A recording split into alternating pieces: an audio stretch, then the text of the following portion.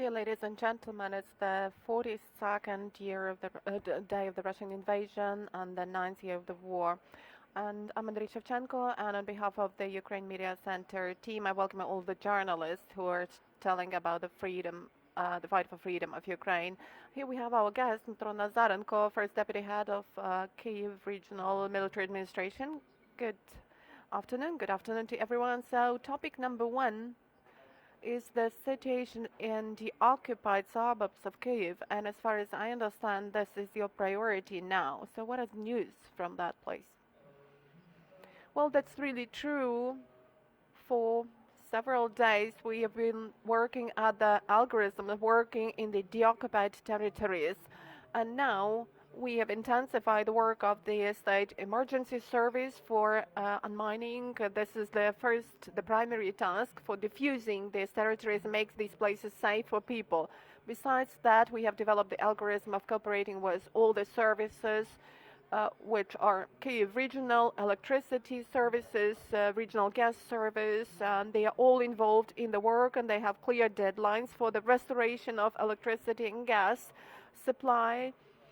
And also now we are actively cooperating with all the utility municipal enterprises of the region in order to get the special machinery for cleaning the territory. So we're doing our best for the cities to get back to the normal regime of life as possible. We can hear the calls of the authorities for people not to get back to Bucha, Irpin, Borodyanka yet. Why is this important? This is important because I've already mentioned that now there are a lot of shells, a lot of fragments, a lot of mines in those territories. So we need to first examine those territories and to make those cities and sectors safe.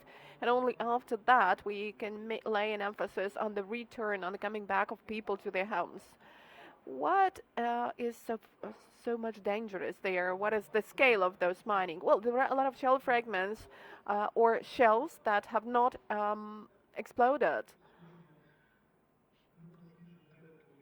There are a lot of territories which have not yet been examined, and there are some occasional cases, for example, in Brovary, Ryan, when a person took a car which was not examined, and unfortunately the car was mined, and that's why it blew up. So there are a lot of unpredictable situations, unfortunately. We also know that quite often there are cases when we find some self-made explosives there. That is what is prohibited by the international conventions and what constitutes a war crime if you apply them. So how much a problem is it?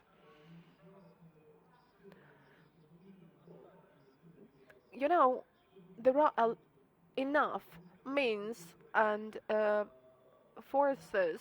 We have about 25 emergency brigades, emergency squads, including the squads from other regions. We have police squads, and I guess that in the nearest future we will cope with this problem no matter what the scale of it is, and everything is going to be fine.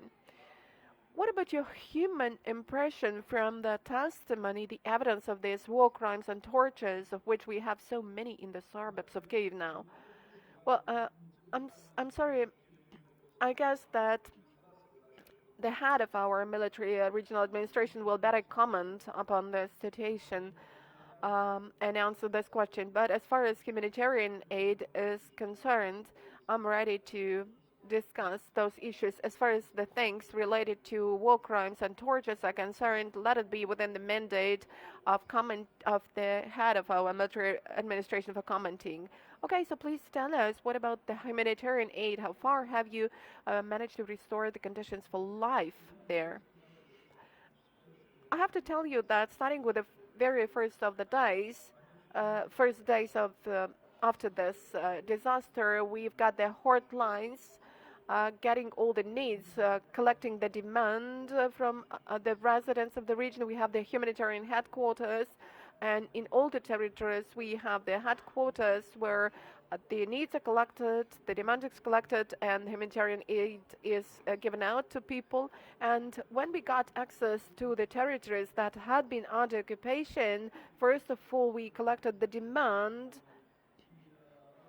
and together with the Rhine military administrations, where we have some reserved warehousing facilities of our humanitarian headquarters, and we started providing the supplies to people.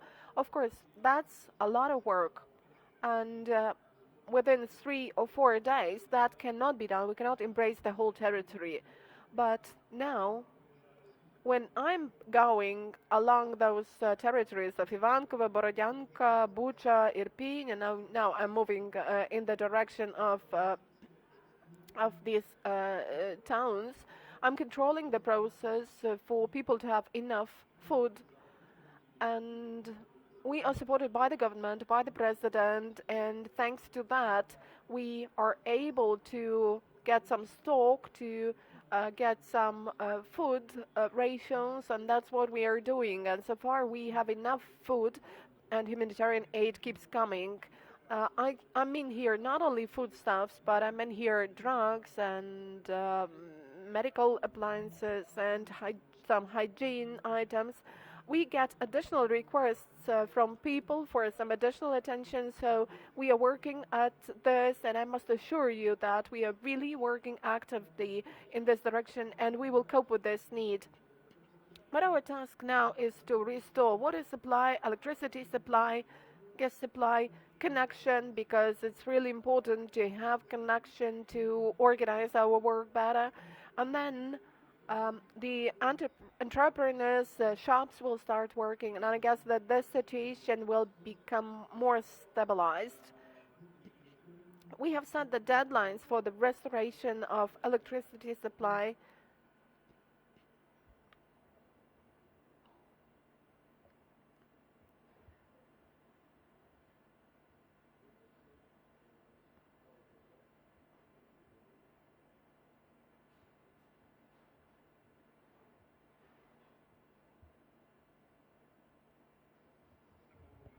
That was Dmytro Nazarenko, first deputy head of Kyiv Regional Military Administration, and we discussed the situation in Kyiv region, in the suburbs of Kyiv, which were liberated from the Russian occupants. Thank you for staying with us, and